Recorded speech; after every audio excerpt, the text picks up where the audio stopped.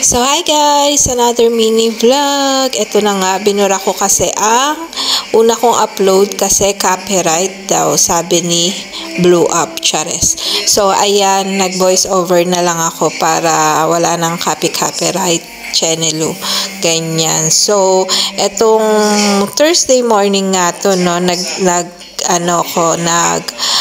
ako ng champorado.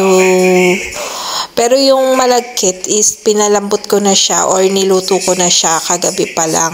Para ngayong umaga is iinitin ko na lang. Tapos lalagyan ko na lang siya ng cocoa powder.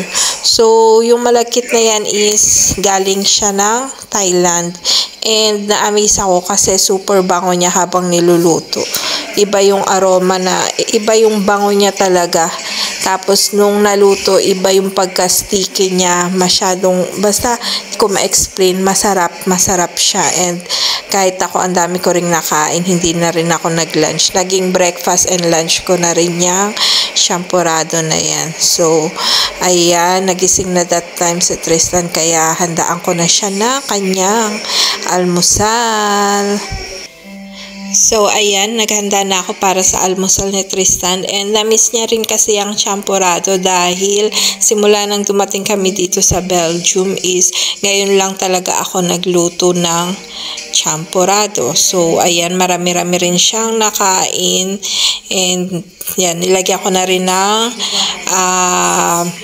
powder milk para mas masarap and mas creamy.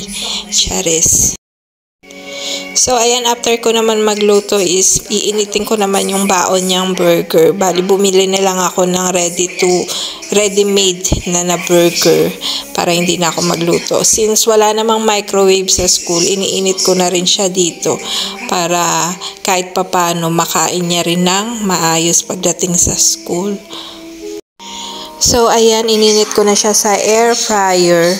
Pero madalas talaga, ginagawan ko lang siya ng sandwich na dadalhin niya kasi medyo naglaylo na siya sa pagbabaon ng rice. So, ayan na, ready na, nainit ko na and sinama ko na rin yung ketchup.